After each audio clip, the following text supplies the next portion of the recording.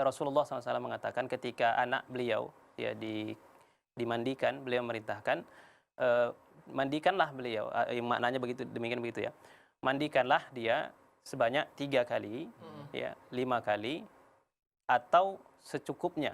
Ya, jadi bahasanya adalah secukupnya sampai bersih begitu. Jadi ini adalah butuh ketelitian daripada yang memandikan. Mandikan, kalau misal memang dia tidak cukup 3 kali, dibuat sebanyak 5 kali. Tapi memang hitungannya ganjil. Kalau Rasul mengatakan itu kan 3 kali, 5 kali atau secukupnya begitu. Jadi kita perhatikan ya, kalau memang memungkinkan untuk sampai berhenti darahnya, alhamdulillah. Tapi kalau memang diperkirakan, diduga ini sulit untuk berhenti begitu kan, maka itulah tadi gunanya kapas yang kita apa tadi, ditutupi wilayah-wilayah yang mungkin berdarah tadi, yang bisa mengeluarkan darah. Seperti biasanya kalau orang kecelakaan itu kan dari hidung, ya dari telinga, ya bahkan ada yang dari mata. Itu bisa ditutupi pakai kapas tadi. Itulah fungsi kapas, supaya dia tadi mengurangi keluarnya darah yang berlebihan tadi begitu. Ini di dalam kondisi yang tidak normal gitu kan. Tapi kalau dalam kondisi yang normal itu tadi, kalau 3 kali sudah cukup sebenarnya. 3 kali sudah cukup. Kalau tidak rasa masih ada juga kotorannya, buat 5 kali gitu. Nah, dalam kondisi yang tidak normal, itu yang memandikan yang harus bisa melihat. Ya, begitu. Jadi ditutupi pakai itu. Nah, kalau memang diperlukan menutupi pakai model kain perban begitu, ya karena dikhawatirkan akan ditutupi saja pakai kain itu, tidak mengapa insyaallah. Demikian.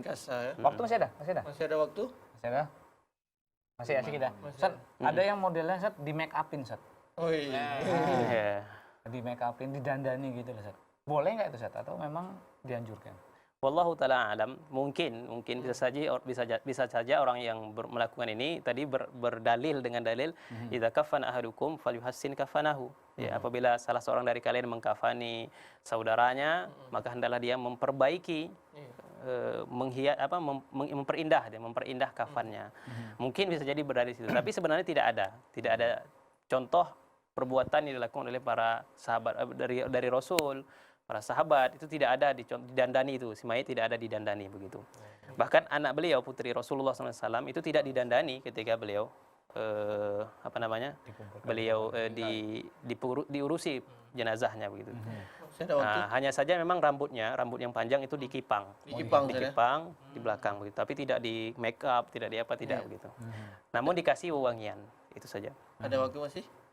Sekitar 1 atau 2 menit lagi. Misalnya Ustaz, ketika pemandian itu kan kita melihat aib-aib tertentu. Apakah harus diceritakan atau dirahasiakan?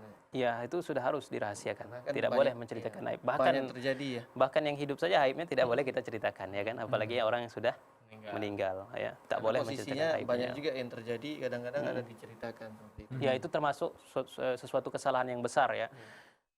Amanah bagi orang yang memandikan, mengurusi jenazah adalah untuk tidak menceritakan aib si jenazah kepada siapapun, kalaupun dia ketahui.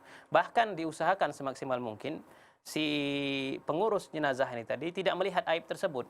Makanya tadi dari awal kita contohkan itu aurat si mayit harus tertutup. Mulai dari dia memandikan sampai dia mengkafani, dia tidak melihat kalau tidak betul-betul penting. Ya, semaksimal mungkin diusahakan tidak melihat.